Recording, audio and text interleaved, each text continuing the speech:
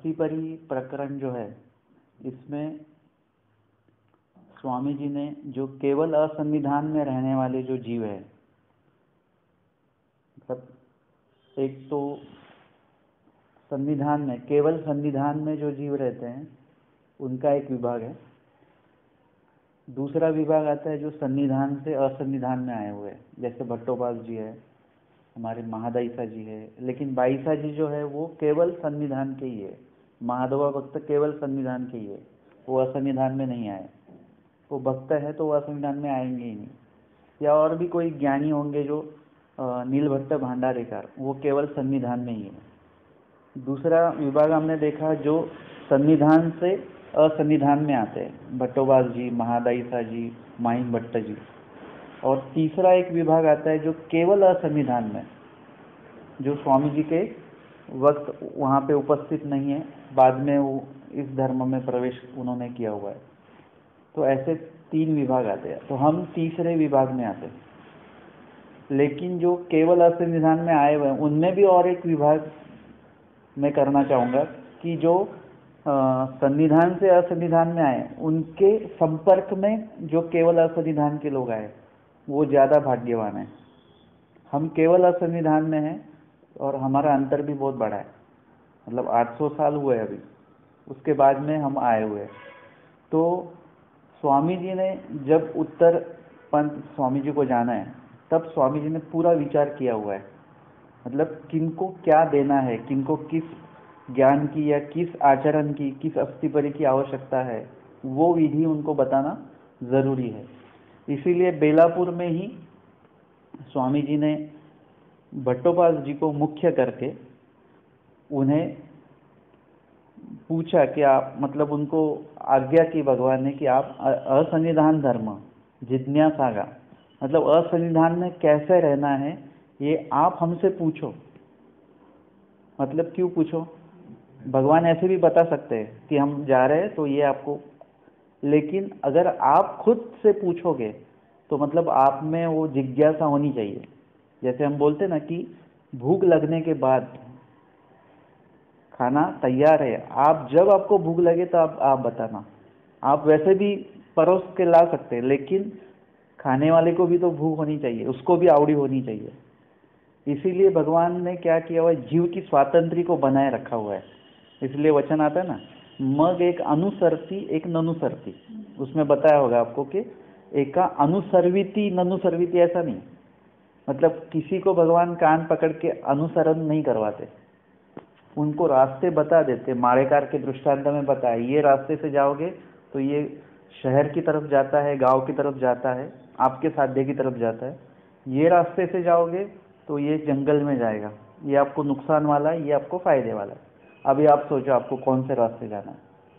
अभी जीव की स्वातंत्री वहां पे काम आती है। नीलभट्ट भंडारेकर जी को स्वामी ने उनका जीवन, जो उनको जीवन दान देने की स्वामी जी ने बात की हो, तो स्वामी जी ने वो जीवन उनको दिया नहीं, उनके सामने ऑप्शन रख दिया कि ऐसा भी है और ऐसा भी है, देखो क्या करना है। तब आपकी जो ज्ञान विवेकता है ना, वो उस वक्त काम आनी चाहिए। मतलब हम जो ज्ञान लेते हैं उसका चिंतन हमारा इतना होना चाहिए कि सामने कोई ऐसा घटना अगर सामने आती है तो उसको वो अनुचित है या उचित है, उस वक्त हमको क्या करना है ये आपको खुद सोचना है, न कि कोई आपके ऊपर प्रभाव डाल के वो अपनी बात आपके दिमाग में डाले, ऐसा नहीं होना चाहिए। और इसीलिए स्वामी जी जीव को स्वतंत्रता, उनको उनकी स्वतंत्रता को बनाए रखते हैं। इसीलिए स्वामी जी ने आचार्य जी को भी बोला कि आप जिज्ञासा करो उसकी, हम तो जा रहे हैं अभी। उन्होंने बोला कि देवे भी इनका ही धर्म आसे, भगवान के सिवा धर्म नाम की बात नहीं है। इतना अच्छा उन्होंने बोला है कि जहाँ पे भगवान है वहाँ पे धर्म है। जैसे अभी आप उस रूम में जाओगे जहाँ पे आपने विशेष रखे हुए, आपका वातावरण, विचारों का वातावरण तुरंत बदल जाता है एकदम से। मतलब जहाँ पे भगवान का कुछ है वहाँ पे आपको धर्म का अस्तित्व अपने आप में आ जाता है। और जहाँ पे भगवान की याद आपको नहीं आती है वहाँ पे आप धर्म से थोड़ा थोड़ा अंतर आपका बढ़ते रहता है। फिर हम बोलते हैं अरे हमने इतने घंटे सफ़र किया लेकिन भगवान का नाम ही नहीं लिए, मतलब उतना 5 घंटा हमारा अंतर हो गया, मतलब वो 5 घंटे हमने पता नहीं क्या क्या विचार किए हुए। इसीलिए आपको अगर धर्म से जुड़े रहना है तो आपको सबसे पहले भगवान से जुड़े रहना पड़ेगा। आप जैसे भगवान को याद रखते करते रहेंगे वैसे वैसे आपको भगवान की हर बात जो है वो आप सजग सावधान रहेंगे। अगर आप चल रहे हो, पैदल चल रहे हो, अगर आपको ये वचन स्वामी जी की लीला याद आ रही है, स्वामी जी याद आ रहे हैं, तो आपको ये वचन भी याद आएगा। आपने चलते चलते देखा कि नीचे चींटी है, तो आपको तुरंत, अगर भगवान से जुड़े रहेंगे आप, तो आपको तुरंत याद आएगा मुंगे वीरु न चिंता। अगर आप नहीं जुड़े रहेंगे तो आपका वो अविधि हो भी जाएगा तो आपको पता नहीं चलेगा। फिर कोई बताएगा आपको कि अरे आपने देखा वहाँ पे चींटियाँ थी, हमने उन्हें देखा ही नहीं है। मतलब जो ज्ञान लेते हैं वो इतना सब कुछ संभालते हैं, चलते वक्त भी वो देखते नीचे कुछ है तो नहीं चींटियाँ। और ऐसे जुड़े रहने से ये फायदा आपको होता है कि आप विधि से आप जुड़े रहते हो और अविधि से आप परे रहते हो, ये होता है।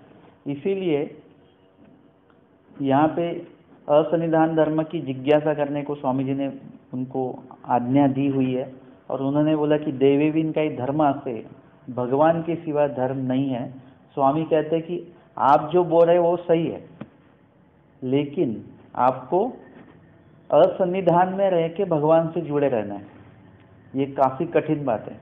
स्वामी जी सामने ही बैठे तो हम उनसे जुड़े रहेंगे ही, लेकिन अगर स्वामी जी सामने नहीं है तो आपका एक स्टेप जो है, आपके परीक्षा का एक स्टेप जो है और कठिन हो गया। जैसे आप घर में हो तो आपका देव धर्म तो चलते ही रहेगा, पढ़ना वगैरह, लेकिन आप जब सफ़र में हो या और किसी टेंशन में हो कहीं पर, उस वक्त भी हमको वो कुछ ना कुछ भगवान का याद होना आना ज़रूरी है, जिससे आपका विश्वास भी बढ़े और बना भी रहे विश्वास। कभी कभी ऐसा संकट आ जाता है तो हमारा थोड़ा भगवान से हमारा मतलब वो विश्वास जो उड़ते रहता है, या फिर पता नहीं क्या क्या दिमाग में आता है, वैसा नहीं होना चाहिए। विश्वास बढ़ते रहना चाहिए। विश्वास का ये जैसा ये होता है ना, जब कोई कर्जा निकालता है तो उसका वो बैच जो होता है ना बढ़ते रहता है, बढ़ते रहे, वो रुकता ही नहीं है। हमको ये दोष का दिखाने, हमको ऐसे गुण में होना चाहिए। ईश्वर का जो विश्वास है ना, अगर आप आपकी श्रद्धा को अगर वहाँ पे इन्वेस्ट कर दोगे तो वो जो उसका इंटरेस्ट है वो बढ़ते रहेगा, बढ़ते रहेगा। हमारा कर्जा बढ़ रहा है, मतलब हमने जो कर्म किए हुए हैं उसका कर्जा हमारा इतना बढ़ रहा है कि वहाँ से हमको फुर्सत ही नहीं मिली यहाँ आने के लिए। तो आपको क्या करना है कि वहाँ का पूरा जो आपकी ममता है संसार में हर बात में, मैं चप्पल से शुरू करता हूँ, हमारी चप्पल में भी इतनी ममता होती है जितनी हमारे भगवान से संबंधित किसी वस्तुओं में इतनी नहीं होती है। मतलब वहाँ से शुरू होता है ये चप्पल, मतलब कितनी साधारण सी बात है ये। तो ये तो साधारण बात होगी, लेकिन अभी आप घर के अंदर प्रवेश करोगे तो आप देखोगे हर घर की हर एक चीज़ में आपका कितना महत्व है। आपको क्या करना है, ये सब जो है हम वेस्ट पूरा हो रहा है हमारा ये। जैसे बोलते हैं ना कि अभी सूरज की जो रोशनी है उससे कितनी तो लाइट बन सकती है, लेकिन ये हम सब वेस्ट गवा रहे हैं, मतलब उसका उपयोग नहीं हो रहा है हमको। हमारे शरीर में इतनी ऊर्जा है कि हमको गोली वगैरह दवाई लेने की ज़रूरत नहीं है। उसको बराबर आप यूज़ करोगे उस ऊर्जा को, तो आपका शरीर वैसे ही अच्छा रहेगा। वैसे ही आपको क्या करना है कि हमको भगवान के लिए टाइम क्यों नहीं मिल रहा है, या उतनी आवड़ी वहाँ पे क्यों नहीं हम दे रहे हैं, क्योंकि हमारी सब आवड़ी यहाँ वहाँ अटकी हुई है। आपको क्या करना है, वहाँ से निकालना है। मतलब संसार में कुछ भी हो जाए जो नुकसान वाला है, उसको आप नुकसान समझो ही मत। उसमें से कुछ ना कुछ आपको फायदा ही देखना है, उसमें से कुछ ना कुछ आपको लाभ ही देखना है। अगर ना कि आचार्य जी के जो कुछ परिवार था, उनका परिवार सब जो उनकी माताजी थे, बहन थी, वो थे, बाकी पूरा परिवार जो है वो गुजर चुका था। और उसी दुख में उनके माताजी ने रावस गांव में अपना झोपड़ी बना के वो रहते थे, क्योंकि उसी दुख के कारण आचार्य जी भी थोड़ा अनबैलेंस होकर वो अपना बुरा रास्ता उन्होंने स्वीकारा था। मतलब हम देखेंगे कि उसमें से भी कुछ अच्छा आने वाला है, उसमें से भी कुछ अच्छा आया उनके जीवन में। और शांताबाई सा का भी उदाहरण देखेंगे तो उनके भी पूरा मतलब प्रॉपर्टी पूरा उनका निकल गया।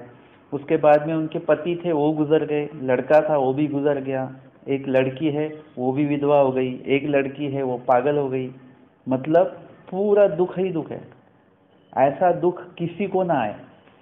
लेकिन अगर ऐसे दुख से अगर भगवान मिलते हैं तो ऐसा दुख सबको आए। जैसे आरणगांव की लीला है, साधाई सा जी की माता जी है, उनको बुखार आया हुआ है और स्वामी जी उनको मिलने आते हैं। और स्वामी जी वो कहते कि आपका श्री चरण मेरे माथे पे रखो। स्वामी जी अपना श्रीकर उनके माथे पे रखते हैं और उनसे उनकी तबीयत के बारे में उनसे पूछताछ की जाती है। उनको इतना अच्छा लगता है, वो कहते हैं कि अगर ऐसा मतलब बुखार में अगर भगवान मिलते तो ऐसा बुखार मुझे हमेशा आते रहे। हमें बुखार में तो डॉक्टर भी नहीं मिलता है और उन्हें बुखार में भगवान खुद आके उनसे मिले हुए हैं। तो अगर ऐसे कोई संकट है जिसमें हमें भगवान मिलते हैं तो बहुत अच्छी बात है। और ऐसे संकट बार बार आने चाहिए, ना कि ऐसा ना हो कि सिर्फ संकट में ही भगवान को हम याद करें, ऐसा भी नहीं है। लेकिन आप हमेशा जुड़े रहेंगे तो आपको भगवान को याद करने की ज़रूरत नहीं पड़ेगी। अभी क्या हो रहा है कि हम भगवान को याद करना पड़ता है हमको। लेकिन एक बात, एक टाइम ऐसा आएगा आप सब भगवान से जब जुड़े रहेंगे तो आपको भगवान को याद करने की ज़रूरत ही नहीं पड़ेगी। भगवान आपके पूरे शरीर में वास करते रहेंगे। जैसे देखो, आपको आप सांस ले रहे हो, वो आपको याद रखना पड़ता है। कोई बंदा ऐसा मरा हुआ है कि वो सांस लेना ही भूल गया, ऐसा हुआ है कभी? आपको पता भी नहीं होता कि आप सांस ले रहे हो। अभी आपको अभी अभी महसूस हुआ होगा आपको कि मैं सांस ले रहा हूँ, छोड़ रहा हूँ, ऐसा। वैसे भगवान भी इतने ही स्वाभाविक हम में उतरने चाहिए कि जहाँ पर भी आप देखो आपको सिर्फ मतलब भगवान का ही वातावरण आपको जहन में आपके आए, विचार में आए, दिमाग में आए, और उसी से संबंधित कोई लीला आपसे जुड़े। ना कि आप वो किसी को बताए, लेकिन आपके अंदर वो वचन आना चाहिए, कोई दृष्टांत आना चाहिए। ऐसा सब इसको बोलते धर्म से जुड़े होना। तो देवेवीन का ही धर्म आसे, स्वामी जी कहते हैं वो वैसा ही आप बोल रहे, लेकिन आपको जिज्ञासा तो करनी पड़ेगी। और फिर आचार्य जी है वो बिल्कुल मानने को तैयार नहीं है, स्वामी जी नहीं तो मैं भी नहीं। मतलब कितना सीधा सीधा है ये। और फिर उन्होंने सुनने से थोड़ा नाराजगी दिखाई। स्वामी जी ने माहिम भट्ट जी को इशारा किया, फिर माहिम भट्ट जी ने उनको समझाया। मतलब जीवन में हमारे हर बात भगवान ही हमको समझाएंगे ऐसा नहीं, हालांकि सब भगवान ने ही समझाया हुआ है।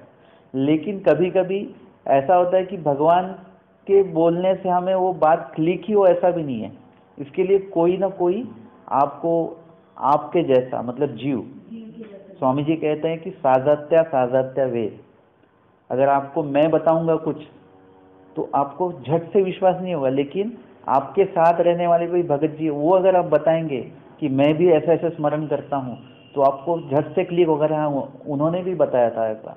मतलब वो ज़्यादा हमें आपताचे वाक्य लागे। भगवान स्वामी जी ने ये भी बोला, हमारे पास के जो लोग हैं उन्होंने अगर कुछ बताया तो हमें जल्दी से विश्वास हो जाता है। इसीलिए स्वामी जी ने ये किया है कि जीव को बोला है, मतलब माहिम भट्ट जी को बोला है कि आप अभी उनसे बात करें। फिर उन्होंने उनसे बात की और उन्होंने कहा कि स्वामी जी जो कहते हैं वो जीवासी शक्य कि अशक्य, मतलब वो संभव है या असंभव है, ये खाली बताइए आप। भगवान जो बताएंगे वो कठिन तो है लेकिन असंभव बिल्कुल नहीं है। अभी कठिन कब तक है? जब तक आपके मन में वो करने की इच्छा ना हो तब तक सब कठिन है। फिर खुद खाना लेके वो चबा के फिर वो निगलना, ये भी सब कठिन ही कठिन है जब तक आप नहीं चाहते हो तब तक। लेकिन जिस दिन आपको मन में आएगा कि नहीं अभी ये मुझे करना है, तो हर बात, दुनिया की हर बात आपके लिए सिंपल है। कितने बुरे लोग हैं और कितना कितना बुरा कार्य करते हैं कि हमें यहाँ पे अगर सुनेंगे तो हमको एकदम कैसे तो होता है, इतना बुरा कार्य कर सकते हो, क्यों? उन्होंने मन में लिया कि मुझे ये बुरा कार्य करना है। वैसे ही कुछ अच्छे कार्य करने वाले भी लोग हैं हमारे पंथ के इतिहास में। हमने कितने लोगों का उदाहरण देखा हुआ है कि उन्होंने कितना अपना आचरण करके, कठिन आचरण करके, जैसे सुंदर बोलाईसा थे, उनके पीछे वो यवन लगे तो उन्होंने क्या किया? धर्म भ्रष्ट ना हो, कुएं में अपने को समर्पित कर दिया स्वामी जी का नाम लेकर। ऐसा कौन कर सकता है? कोई नहीं कर सकता। मतलब इतना कठिन है ये, हमको सुनने में कुछ नहीं लगता है, लेकिन एक्चुअली आप अगर सामने लाओगे और खुद को अगर वहां पे रखोगे तो फिर कैसा माहौल होगा देखिए आप। फिर हमारे लिए वो करना कठिन है। हमारे लिए तो सुबह 3 बजे उठना भी कठिन हो जाता है। मतलब हमारी शुरुआत यहाँ से होती है। 3 बजे उठना मतलब बहुत कठिन बात है। अगर ऐसे सब बातों का हम कठिन कठिन कठिन करते रहेंगे तो कोई भी सॉल्यूशन या कोई भी इजी बात या इजी विधि हमारे लिए नहीं रहेगा। हर बात में हम कठिनता बनाए रखेंगे, तो ऐसा ठीक नहीं है।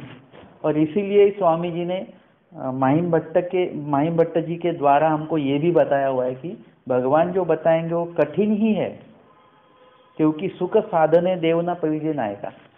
कोई भी कार्य लो, संसार का कोई भी कार्य लो, वो सब कठिन ही होता है। कोई भी ऐसा कार्य मुझे दिखाइए कि वो जो आसान है। किसी का द्वेष आपको करना है ना, तो वो भी कठिन है। उसके प्रति गुस्सा मन में लाना रखता है, उसकी बुराई को देखना पड़ता है, पूरा सर्च करना पड़ता है, तब जाके आपको उसके बारे में वो बुराई जो होती है, मतलब बुराई करने के लिए भी वो, हाँ, किसी की हत्या करनी है, आसान बात नहीं है। पूरा वो अंदर होना चाहिए, तब जाके, मतलब दुनिया में कोई बात आसान नहीं है। ये बात हो गई। हम बोलेंगे कि आपने पूरा व्यवसाय करके बहुत पैसे कमाए, लेकिन आपको पता है व्यवसाय सीधा है, आसान है?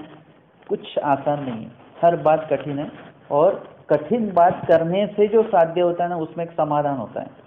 तो आप अच्छे कार्य के लिए अगर कुछ कष्ट लेते हो, दुख झेलते हो, तो उसका फल जो है आपको अच्छा ही मिलने वाला है। इसीलिए स्वामी जी ने यही बताया हुआ है कि कठिन है लेकिन असंभव नहीं है, और जैसे जैसे आप करने लगोगे वैसे वैसे आपको संभव होते रहेगा। और फिर स्वामी जी ने 80 परी का पहला वचन बोला कि विकार शून्य आता है, विकार विकल्प शून्य। लेकिन विकार और विकल्प ये दोनों अलग अलग दोष है। विकार शून्य अलग है, विकल्प शून्य अलग है। दो वचन वहां पे होते हैं, लेकिन दोनों दोष होने के कारण उसका वचन एक ही किया हुआ है। दोनों की शून्यता ही करनी है, इसीलिए एक ही वचन में बता दिया स्वामी जी ने, विकार विकल्प शून्य। और दोनों वचनों की टिकाएं जो है पोथी में वो अलग अलग है, क्योंकि विकार ये स्वतंत्र दोष है और विकल्प ये स्वतंत्र दोष है। इसलिए उनका जो विश्लेषण है, उनके त्याग के बारे में जो कुछ बताया, वो टीका दोनों की अलग अलग है। लेकिन दोनों दोष होने के कारण उन्हें एक ही वचनों में स्वामी जी ने बताया हुआ है। तो विकार शून्य मतलब क्या? विकार मतलब उसकी व्याख्या की गई है कि पदार्थ संबंधे जीव आन सारखा हुए आणि उल्लेख उपजे। पदार्थ संबंधे मतलब किसी पदार्थ के संपर्क में आकर आपका जो विचार है, आपका जो आचरण है, उसमें बदलाव आ जाता है। जैसे अभी आप स्मरण के लिए बैठे हो, एकदम शांति है, कोई आवाज़ नहीं है, और इतने में अगर कुछ आवाज़ आती है तो आपका जो स्मरण का जो एक माहौल बना हुआ है, वहाँ से आप हटोगे और आवाज़ कहाँ से आई हुई है। आप यहाँ बैठे हो तो आप अंदाज लगाओगे आवाज़ किचन से आई हुई है, आवाज़ बाहर से आई हुई है। ये आपका वो वहाँ पे डाइवर्ट हो गया है, मतलब आपकी मूल स्थिति जो है वो बदल चुकी है। कोई पानी है, एकदम शांत है, कोई उसमें हलचल नहीं है, उसमें आप अगर एक छोटा सा पत्थर डालो, कंकड़ डाल दो, तो उसमें जो लहरें आती है, वो क्या है, मूल स्थिति में बदलाव, उसको बोलते हैं विकार। आप मूल स्थिति में हो, ये भी एक विकार ही है, मतलब वो एक मूल स्थिति है, और उसमें अगर कुछ बदलाव आता है तो उस वस्तु के कारण आता है, उस व्यक्ति के पदार्थ के कारण आता है, तो वो आप अपने मूल स्थिती से हट गए। पदार्थ संबंधी जीव आन सारखा हो, यानी उल्लेख उपजे, मतलब आपके मन में ख्याल आता है, कुछ विचार आता है, किस चीज की आवाज है, क्या आवाज आ रहा है, मतलब ये जो आना है उल्लेख भी होता है, ना कि हम अपने मूल स्थिति से हटते हैं तो दूसरे स्थिति में प्रवेश भी करते हैं। हमारा सिर्फ स्मरण बंद नहीं होता है, तो स्मरण बंद होके दूसरा विचार उसमें आ जाता है, मतलब दोनों तरफ से हमारा नुकसान होता है। हमको यही करना है संसार के इसमें, मतलब हम जो संसार में अपनी मूल स्थिति बनाए रखे हैं, तो कभी कभी भगवान के वचनों के या ज्ञान के आचरण के ऐसे कुछ बातें अगर आपको ऊपर ऊपर आपको पता चलते रहे, मतलब बार बार, तो उससे क्या होने वाला है कि आपको हमेशा आपका मूल स्थिति जो बनी हुई है प्रपंच में, उससे आप कभी कभी स्वामी जी की तरफ डाइवर्ट हो जाए। आप रिद्धपुर होके आए, मतलब आपकी प्रपंच की मूल स्थिति आपने छोड़ के वहां पे गए आप, मतलब आपके मन में उल्लेख हुआ रिद्धपुर जाने का, और आप होकर भी आए। मतलब ये क्या है कि आपको हमेशा ईश्वर की तरफ हम कैसे जा सकते हैं, वो रास्ता हमको, वो बहाना हमको बार बार ढूंढ के उसी तरफ अपने मन को लगाना है। और अभी जो हमारा मन लगा हुआ जो है वो प्रपंच में लगाया हुआ है। स्वामी जी कहते हैं जीव विकारा वेगळा केवळा ही झालाची नाही। विकार से कभी भी जीव अलग नहीं होता। विकार का दूसरा अर्थ है आवड़ी और नावड़ी। ये मुझे अच्छा लगता है, ये भी विकार है, ये मुझे अच्छा नहीं लगता है, ये भी आवड़ी, ये भी विकार में ही आता है। तो अभी हम अध विकार से जुड़े हुए हैं, और स्वामी जी का यही उद्देश्य है कि हमारा जो विकार है ऊर्ध्व होना चाहिए। अच्छी बात है। अभी आप समझो कोई ये मैगजीन लेके बैठे हुए हैं, आपके पास वक्त है, आप कोई उपन्यास लेके बैठे हुए, ये उपन्यास बहुत देर तक चलने वाला है, और वो लेके आप बैठे हुए, मतलब आपकी पढ़ने की आवड़ी है, लेकिन वो कैसी है, अध। उसी जगह पे आप कोई वचनों का या लीला का अगर कोई किताब लेके बैठते हो और वो पढ़ रहे हो, वो भी आवड़ी है, लेकिन ये कैसे ऊर्ध्व आवड़ी है। हमको अभी हमेशा यही देखना है, जैसे हम चीजें लेते हैं तो ब्रांडेड देखते हैं ना, ये अच्छी कंपनी का है, मतलब ये देखते हैं हम। वैसे ही अब हम जो भी कार्य करते हैं उससे हमको ये देखना है कि हम ये ऊर्ध्व विकार से संबंधित है क्या। हम किसी की निंदा करते हैं और किसी गुरु जी का हम गुण वाखानन करते हैं, उनके आचरण के बारे में, स्मरण के बारे में बोलते हैं, तो आपको अभी खुद को समझना चाहिए। मतलब अधिकरण के सन्निधान में अधिकरण क्या करेंगे, सिर्फ आपको ज्ञान देंगे, आपको बताएंगे, लेकिन खुद का मार्गदर्शक खुद जब आप होंगे तब आप अनुसरण के राह पर चलना आपको बहुत आसान होगा, और कहीं पर भी चूकने की कोई भी मौका नहीं बनेगा। मतलब ऐसा कहीं पे हम चूके नहीं, क्योंकि आप ही आपके मार्गदर्शक हो, आपको बनना ही है। और उसमें से अगर कभी आपको लगे कुछ, तो साता पाता दिशा अपनी दावलदारी जे, मतलब अधिकरण से जुड़े रहेंगे, ज्ञानी व्यक्ति से, ज्ञात विरक्त से जुड़े रहेंगे, तो आप महीने 15 दिन में या महीना 1 महीने में आप उनसे आपके आचरण को शेयर कर सकते हैं कि ऐसा ऐसा मेरा आचरण शुरू है, इसमें क्या गलत है क्या सही है, तो वो बताएंगे। लेकिन जो 15 दिन आप आचरण कर रहे हो वो खुद कर रहे हो, 1 महीना आचरण कर रहे हो खुद कर रहे हो, उसमें आपके मार्गदर्शक आप ही हो, आपके गुरु खुद आप ही हो। आपको खुद को जो पूरा साचे में आपको रखना है ज्ञान के आचरण के, वो आपको खुद को ही रखना पड़ेगा। और इसीलिए यहाँ पर हमें जो कोई भी कार्य करते वक्त ये ध्यान होना चाहिए कि हम जो कार्य कर रहे हो अधविकार से जुड़ा है या ऊर्ध्व विकार से जुड़ा है।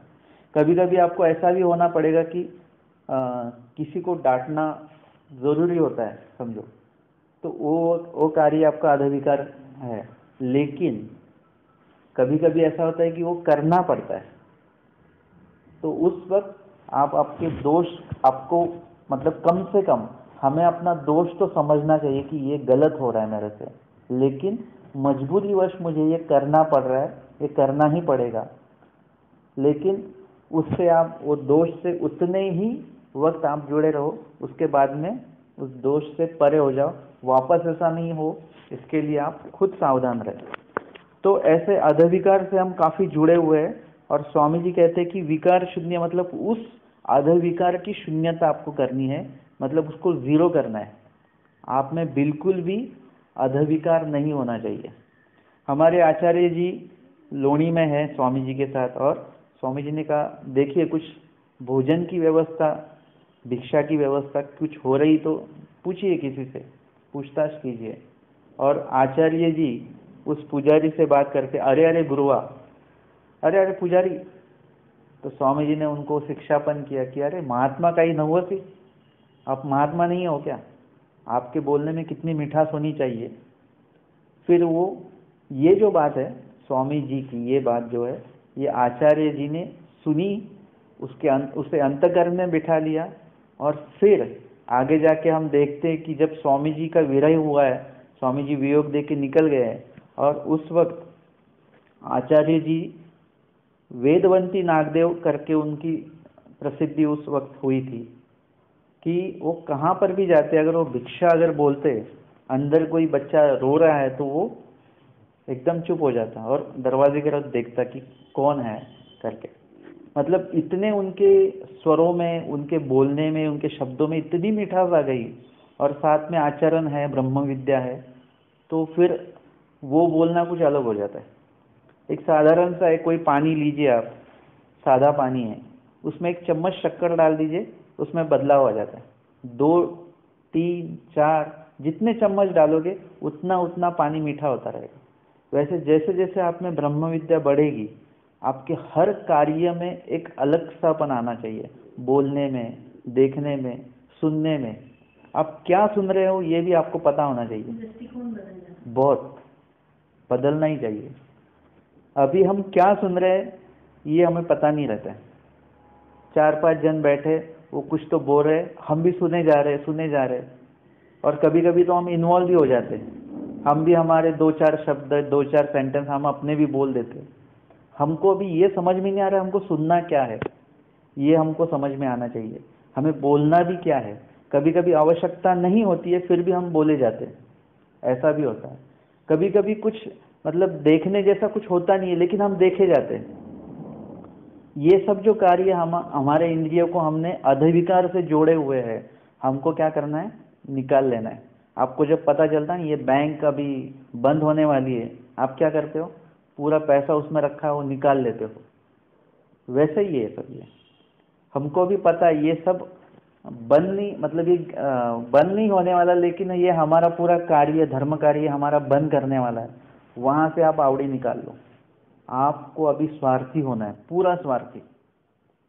मतलब मैं कल बताने वाला था, मैंने आज के लिए बचा के रखा था वो, कि ज्ञान ऐसी बात है, ज्ञान मतलब चश्मा, ज्ञान को चश्मा बोला जाता है, लेकिन मैं ज्ञान को चश्मा नहीं बोलता हूँ, मैं ज्ञान को आईना बोलता हूँ। दोनों भी कांच ही है, लेकिन वो चश्मा और चश्मे की कांच और वो आईने की कांच में बहुत फर्क है। जब आपको ज्ञान होता है तो क्या होता है कि आप चश्मा लगा लेते हो, और फिर आश्रमों में जाके हम बोलते हैं देखो ये आचरण नहीं कर रहा है, ये ऐसा नहीं कर रहा है, वो वैसा नहीं कर रहा है, ये हम चश्मा का उपयोग करें ज्ञान को। लेकिन मैं उसको ज्ञान को आईना बोलता हूँ, इसलिए जब कभी आप आईने के सामने जाते हो, कभी भी आप खुद को देखते हो उसमें, ना कि दूसरों को देखते हो। अब आईना लेने जाओ दुकान में, तो आप क्या करोगे, आईना लोगे और खुद का चेहरा देखोगे। आप ये नहीं देखा हाँ इनका चेहरा कैसा दिख रहा है, ये कभी भी नहीं होता है ऐसा। ज्ञान का उपयोग ऐसा करें कि आपको अगर कोई वचन पता चलता है, मूंगे वीरू न चिंता है, तो आपको ये नहीं देखना चाहिए कि देखो ये चींटी मार है। हमें उस आईने में खुद को देखना है कि क्या मैं चींटी बचा रहा हूँ, या मैं चींटी के बारे में कुछ अलग उल्लेख कर रहा हूँ। स्वामी जी कहते हैं वीरु न चिंता, मतलब चिंतन भी नहीं करना है मूंगी का। मतलब इसका अर्थ आपको पता ही है। मूंगी, मैंने थोड़ा सा और चिंतन किया कि स्वामी जी ने मूंगी ही क्यों बताई, चींटी क्यों बताई। क्योंकि चींटी ऐसी एक जीव है, कहाँ पर भी आपने चींटी को देखा तो आपको सुकून नहीं होता है कि अच्छा हुआ चींटी आ गई। आप चिड़िया देखेंगे तो आपको अच्छा लगेगा, कोई पक्षी देखेंगे तो अच्छा लगेगा, आप कोई पशु देखेंगे तो भी अरे हाँ हिरण है या शेर है, ऐसा जो होता है आपको उसका मतलब बिल्ली भी आ जाए तो आपको कोई मतलब ऐसे दिक्कत नहीं होती कि क्यों आई है। लेकिन आप चींटी कहीं पर भी देखिए आपको तुरंत टेंशन आ जाता है और उसके प्रति आपको एक बुरे विचार आने लगते कि अरे चींटी कैसे आ गई यहाँ पे, निकालो इसको, फेंको, ये वो, ऐसा। मतलब चींटी के बारे में ऐसा हमारा हमेशा ही, इसलिए स्वामी जी ने वहाँ पे चींटी को ही बताया। पर चींटी हमेशा कहीं पर भी आपको मिल सकती है, दिख सकती है, कहीं पर भी वो पहुँच जाती है। मतलब उसका संपर्क हमसे ज़्यादा रहेगा। इसीलिए स्वामी जी ने वो बात बता दी कि आपको अनुसरण लेना है तो आपको शुरुआत यहाँ से करनी पड़ेगी, इन विचारों से। कितना मतलब गहरा बता, हम तो बड़ा बड़ा देख रहे हैं बहुत। आपका कोई प्रोग्राम रहेगा ना तो आपकी बड़ी चीज़ें तो ऐसे ही आ जाती है। कौन सी चीज़ें रहती है, छोटी छोटी चीज़ें वो याद नहीं रहती और बाद में अरे ये तो लिया ही नहीं, वो तो लिया ही नहीं। बड़ी चीज़ें तो ऐसे ही आ जाती है। बड़ा आचरण तो आपका होने ही वाला है, लेकिन बड़े आचरण को बनाए रखने के लिए आपको छोटे आचरण से आपको शुरुआत करनी पड़ेगी। जब आप चींटी का अगर वैरत्व नहीं चिंतोगे, उसके बारे में बुरा नहीं सोचोगे, तब ये आपकी योग्यता बढ़ते बढ़ते बढ़ते फिर आप में वो बात आ जाएगी कि जो अच्छा व्यक्ति है उसके बारे में भी बुरा नहीं चिंतन करना है। फिर भी ये आप एक स्टेप पीछे ही हो, आप में वो बात आनी चाहिए, मारिता पूजिता बराबर, मारिता पूजिता समान। मतलब ये बात आप में होनी चाहिए, तब जाके आप पूर्ण हुए। या तो फिर आपको लगेगा कि नहीं सब अच्छों का तो हम अच्छा ही चिंतन करें, लेकिन ये व्यक्ति बुरा है, ये ऐसा है, वे वैसा है। ये आपको बताना है किस लिए कि उससे किसी की धर्म हानि ना हो, इसीलिए आपको उतने ही उसमें बताना है। लेकिन आप उसका द्वेष अगर संभाल के रखोगे तो ये बहुत गलत बात है। माँ मारिता पूजिता समान, ये आपको कब आएगा, कब समझ में आएगा ये, या फिर ये आचरण आपका कब होगा, जब आप, या फिर मूंगे वीरु न चिंतावे, ये आप कब सोच सकते हो। बिल्कुल मूंगी को देख के भी आपके दिमाग में उसके बारे में कोई भी बुरा ख्याल आ ही नहीं सकता है। अगर इस आचरण में आपको पहुंचना है तो सिर्फ वचन याद करके नहीं चलेगा, वचन का अर्थ जानकर आपको नहीं चलेगा। आपको आचरण में लेते वक्त, मतलब ये तो आचरण करना ही है, लेकिन वो आचरण में कैसे लाएंगे आप। आपको चींटी देख के आपको बिल्कुल भी उसके प्रति बिल्कुल बुरी भावना नहीं आनी चाहिए। इसके लिए आपको क्या करना पड़ेगा, आपको सोचना पड़ेगा कि हम सब जीव है, ये चींटी भी जीव है, मैं भी जीव हूँ। हम सब लोग कभी कभार, हम लोग सब लोग कहाँ थे, तम में थे, एक ही कॉलोनी में रहते थे। अभी तो हम, कोई मुंबई में रहता है, कोई नैनीताल के यहाँ रहता है, कोई दिल्ली में रहता है, ये अभी हमारे विभाग हुए। लेकिन एक जमाना था जब हम सब लोग एक ही कॉलोनी में रहते थे, तम नाम के। और एक वक्त ऐसा आने वाला है जब हम एक ही स्वरूप में रहने वाले ईश्वर के। ये जो चींटी आप अभी इसका जो द्वेष कर रहे हो ना, ये भी आपके साथ में ही ईश्वर प्राप्ति में आने वाली है। जब उसका वक्त बनेगा, उसको ज्ञान, उसको भी ज्ञान होने वाला है, उसका भी अनुसरण होने वाला है। उस हिसाब से उसको देखो। अभी आप हर जीव को देखना शुरू करो तो आपको किसी भी जीव के लिए कोई भी बुरा ख्याल आ ही नहीं सकता है, क्योंकि ये हमारे पंथ में आने वाला है, ये हमारे पंथ का ज्ञान लेने वाला है। यही बंदा जो आज नॉनवेज खा रहा है, लेकिन यही बंदा कभी ना कभी अनुसरण लेके आचरण भी करने वाला है। तो यही मेरे साथ, मैं भी जाऊंगा प्राप्ति में कभी ना कभी, ये भी प्राप्ति में आने वाला है। हो सके ये मेरे पहले भी जा सकता है। जैसे आचार्य जी को आपने देखा है, मतलब उनका जो वर्तन था पहले का, जो तलवार लेके, वैसा आपने किया है कभी। मतलब हमसे तो कितना बुरा व्यवहार उनका था, लेकिन खाली 3.5 साल में पूरा बदलाव। कितना, मतलब एक आध जीव कितना भी बुरा कार्य करने वाला होने, लेकिन अगर उसका अगर वक्त आ जाता है, स्वामी जी से वो जुड़ जाता है, तो स्वामी जी कहते हैं एथुनी तुम्हा सित्यंतर किंगा, अभी आपको पीछे मुड़ के देखना नहीं है, पूरा आपको बदलाव आपके जीवन में पूरा आने वाला है। मतलब एक बंदा कितने तेजी से भगवान की तरफ जा सकता है अगर आप मन में ले तो आपको हर जीव के लिए ऐसा देखना पड़ेगा। मतलब मैंने ये सोचा कि ये बहुत कठिन बात है, मारिता पूजिता समान, मैं नहीं कर सकता हूँ, मैं तो हमेशा हर व्यक्ति के लिए द्वेष ही पालता हूँ, तो ये मुझे कैसा करना पड़ेगा फिर। तो फिर मैंने ये चिंतन किया और उसमें से मुझे ये हुआ कि हर जीव ये ईश्वर प्राप्ति में ही आने वाला है। ये सब हमारे ही धर्म के लोग हैं जो कभी कभार हमारे धर्म में थे पहले, लेकिन बीच में धर्म से अलग हो गए हैं अभी, और कभी कभार वापस हो स्वामी जी उनको ज्ञान देके। मतलब अभी जितने भी जीव है दुनिया के पूरे, पाकिस्तान वाले भी है, उसके बारे में आप बुरा सोच सकते हो क्या? अभी देखिए सोच के, आप नहीं आएगा आपके दिमाग में। तो ये आपको आचरण करते वक्त अगर आपको बोल दिया जाए कि मुंगे विरु न चिंतावे, तो आप कैसे आचरण करेंगे इसका? मतलब हर आचरण को आपको आपके चिंतन में बिठा के उसको करने की, मतलब वो तैयारी पूरी करनी पड़ेगी। तो अभी ये आचरण आपको करना नहीं पड़ेगा। अभी तक आपको दिमाग में लाना पड़ता था कि मुंगे विरु न चिंतावे न चिंतावे, लेकिन ऐसा कुछ प्रोग्राम फिट कर दो अपने दिमाग में कि आपको वो मुंगे विरु न चिंतावे वचन याद ही नहीं आना चाहिए, और मुंगी का वैरत्व भी याद नहीं आना चाहिए। मतलब वैरत्व याद ना करने के लिए वचन को याद करना ऐसा नहीं होना, स्वाभाविक रूप से वचन हमारे पूरे आचरण में स्थित होना चाहिए, स्वाभाविक रूप से। अलग से वचन कोई बताए और फिर हमको आचरण याद आए, ऐसा नहीं होना चाहिए। जैसे यह परिस्थिति देखो, आपको वचन झट से आपके आचरण में आना चाहिए, प्रकट होना चाहिए। अभी क्या हो रहा है, सिर्फ मन में आता है, आचरण में नहीं आता है। हमें वो वचन जो है, जो भी स्वामी जी की आज्ञा है, वो सीधा आचरण में ही आनी चाहिए। जैसे आप कोई करंट को हाथ लगाते हैं, जिसमें करंट है उसमें अगर हाथ लगाते हो तो झट से वो कार्य शुरू हो जाते हैं।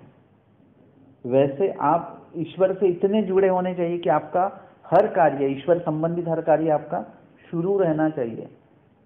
जैसे आचार्य जी में ये बहुत था। देखिए कि आचार्य जी कोई गलती भी करते, स्वामी जी उसका शिक्षापन भी उनको करते, उसके बाद में वो गलती आचार्य जी ने कभी भी नहीं की हुई है, कभी भी नहीं, दोहराते नहीं थे। और हालांकि गलती ही नहीं करते थे। मतलब जहां पर भी उनको कोई कार्य बताया गया कि स्वामी जी ने बताया कि एलनम भट्ट के यहाँ पे जाइए और 2 आंसू लेके आइए, वो गए, उन्होंने बोला कि स्वामी जी ने 2 आंसू मंगवाए। वो स्नान के लिए जा रहे थे, उन्होंने अपना आंसुओं का जो एक थैला था उनको दे दिया, आपको जितना लेना है उतना लीजिए। आचार्य जी ने खाली 2 ही लिया, उन्होंने और चाहिए तो और लीजिए, नहीं, स्वामी जी ने खाली 2 ही बोला है। ये क्या है? ये स्वामी जी का आज्ञा का पालन, वो एक मतलब उनको करना नहीं पड़ रहा है, वो अपने आप हो रहा है। कोई बंदा होता है ना कि वो नमक डाल देता बराबर ही हो जाता है, वो तीखा डालता बराबर ही हो जाता है, उसको ऐसे गिन के वगैरह कुछ नहीं करना पड़ता है। वैसे ही है कि हमें आचरण करते वक्त वो आचरण जो है, वो वचन जो है, वो उस हिसाब से हमें पढ़ना है, उस हिसाब से उस वचन को देखना है कि उसको पालने की जरूरत नहीं पड़े आपको। अपने आप वो वचन आपके पूरे आचरण में ऐसे फिट हो जाए कि बराबर उसी वक्त पे वो आना चाहिए वैसे। और इसी तरह हमें क्या करना है कि विकार शून्य, मतलब हर ऐसे बुरी चीज़ों में, बुरी आदतों में, बुरे कार्यों में, बुरे विचारों में, बुरे ख्यालों में हम जो जुड़े हुए हैं, इसी के कारण क्या हो रहा है कि हमें यहाँ वक्त देने में काफ़ी कठिनाई हो रही है, या वक्त निकालना पड़ता है हमको। ऐसा नहीं होना चाहिए। हमें क्या होना चाहिए कि हमारा पूरा वक्त यहाँ पे इन्वेस्ट करो आप, पूरा का पूरा, तो उसका जो आपको इंटरेस्ट मिलेगा मतलब आपका इंटरेस्ट बढ़ना उसके प्रति, यही आपके लिए उसका इंटरेस्ट बढ़ना है। तो इसके लिए आपको हर बुरे कार्यों से आपको मन हटाना पड़ेगा। जैसे अगर मैं अभी जहाँ से आया हूँ मैं वहाँ रहता हूँ तो मुझे पूरा मतलब अभी यहाँ जाना है, अभी वहाँ जाना है, अभी ये कार्य करना है, अभी वो कार्य करना है।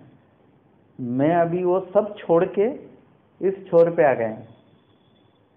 अभी मुझे वहाँ का कुछ काम क्या है अभी मेरे दिमाग में कुछ नहीं है, मैं सब छोड़ के वहाँ पे रख के आया हूँ। अभी यहाँ पे मैं पूरा फ्री हूँ।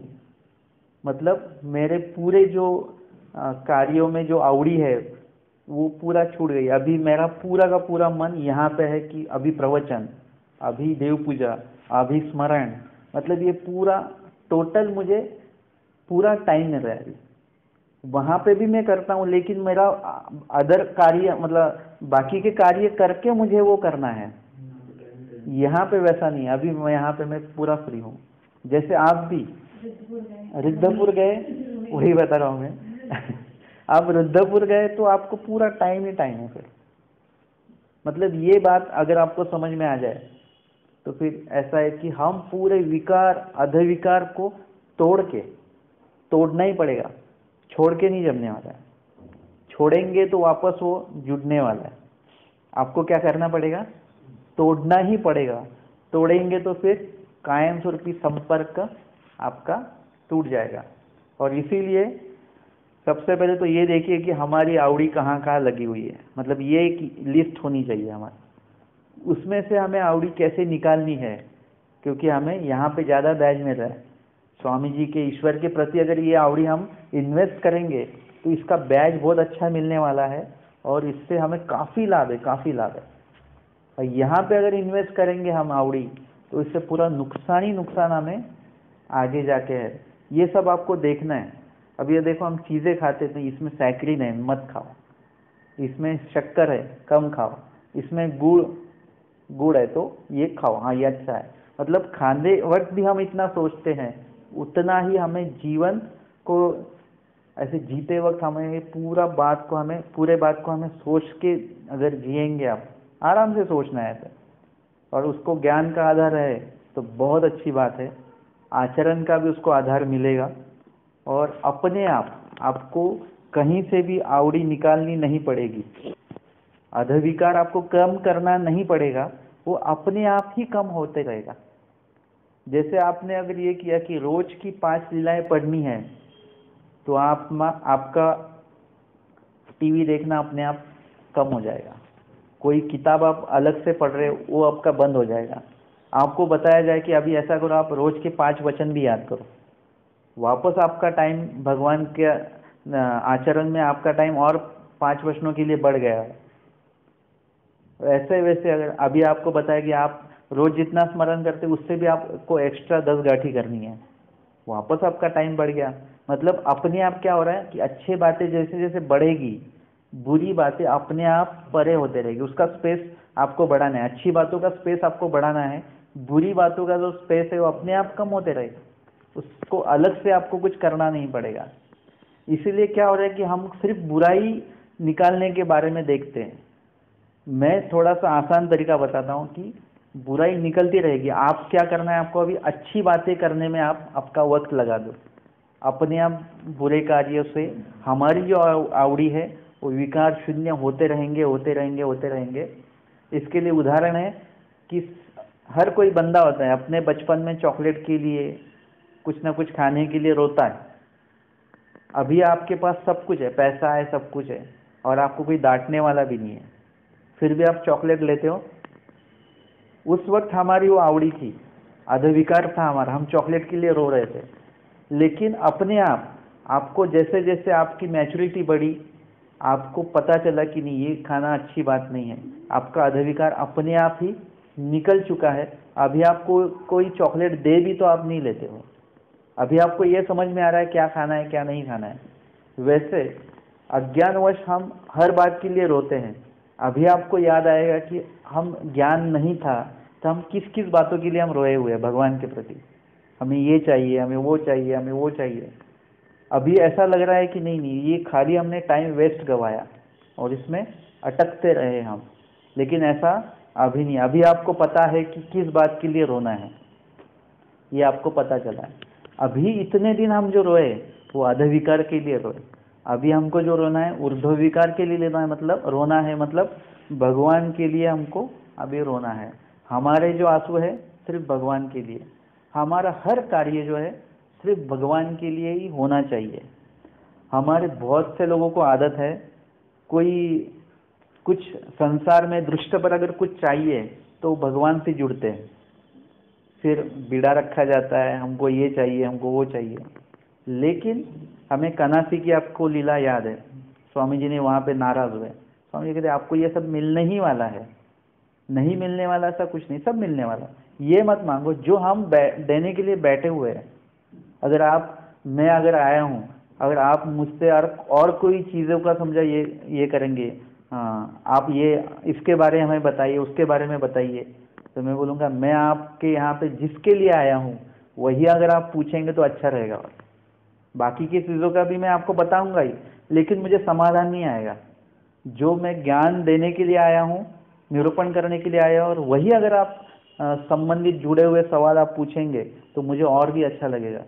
वैसे भगवान जो देने के लिए बैठे हुए हैं वही चीज़ें अगर आप मांगोगे, उसी से जुड़ी हुई जो आपको मोक्ष को लेकर जाने वाली है, आपको ज्ञान प्रदान करने वाली है, आपको आचरण देने वाली है, ऐसी चीज़ों से ही भगवान प्रसन्न होते हैं। इसीलिए भगवान को प्रसन्न करना हमारे हाथ में है और नाराज करना भी हमारे हाथ में है। क्या करना है आपको, तो भगवान से ही जुड़ी हुई बातें मांगो, भगवान प्रसन्न ही होंगे आपसे।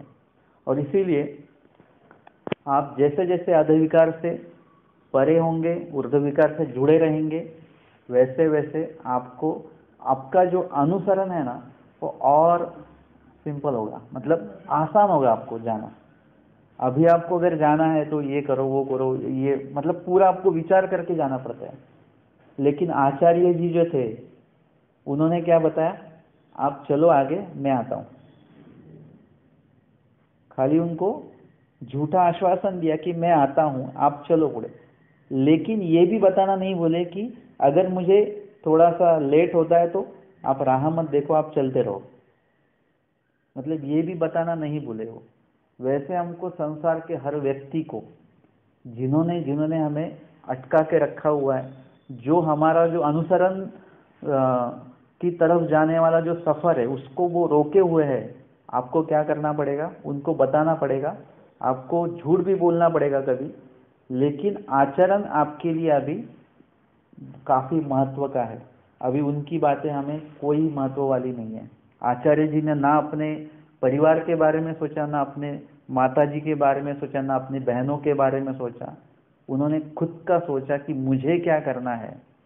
और इसीलिए ज्ञान होने के बाद में स्वार्थी होना बहुत ज़रूरी है कि मुझे ज्ञान लेना है, मुझे आचरण करना है, मुझे अनुसरण लेके भगवान के स्वरूप में मुझे विलीन होना है।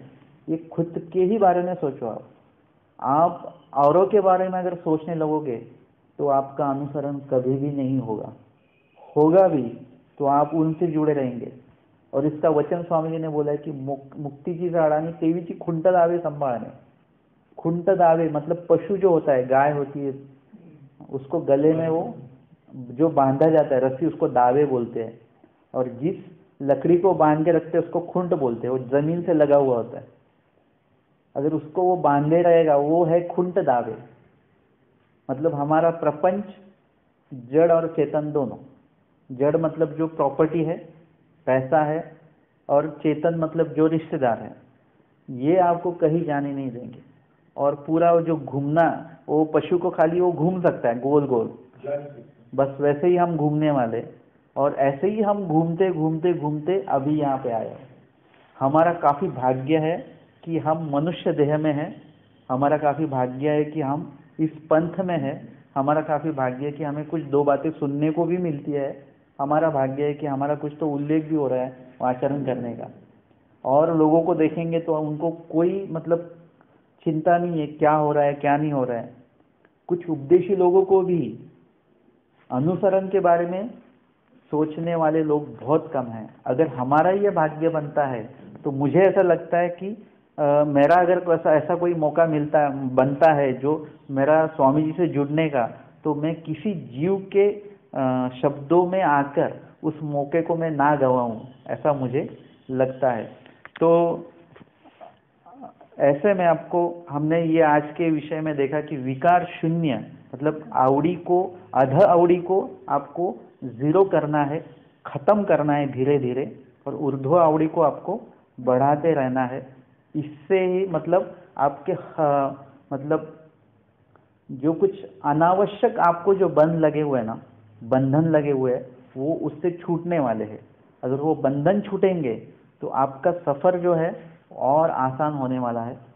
तो आज के विकार शून्य इस वचन के वचन को लेकर हमने इतना चिंतन और श्रवण किया हुआ है। दंडवत हो।